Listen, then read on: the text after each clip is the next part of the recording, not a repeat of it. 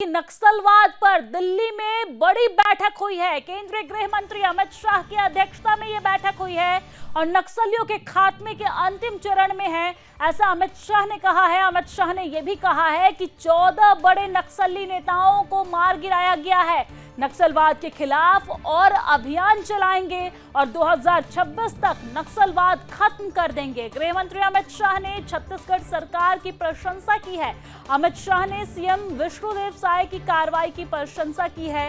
नक्सल मोर्चे पर साय सरकार का कार्य बेहतर रहा है। नक्सलियों के विरुद्ध अभियान को सफलता मिली है और सरकार ने नक्सलियों के वित्तीय पोषण को रोका है।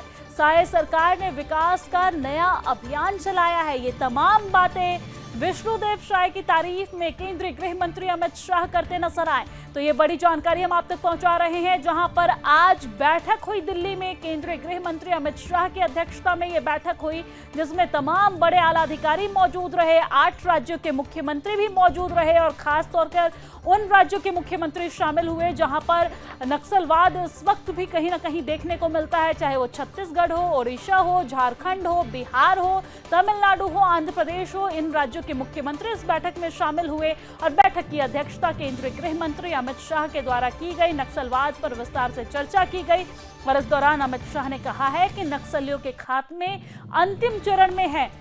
ये वो तमाम बड़ी बातें हैं जो बैठक को लेकर अमित शाह के द्वारा कही गई। बैठक में अमित शाह के द्वारा ये बातें कही गई है। क्या क्या बातें हैं वो भी जो आपको बता देते हैं।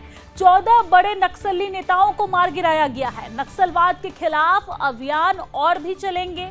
2026 तक नक्सलवाद खत्म कर देंगे। गृह मंत्री ने छत्तीसगढ़ सरकार की इस दौरान प्रशंसा भी की है। प्रशंसा में उन्होंने कहा है कि सीएम साय की कार्रवाई की प्रशंसा करते हुए उन्होंने ये जानकारी दी और कहा कि नक्सल मोर्चे पर विष्णुदेव साय सरकार का कार्य बेहतर रहा।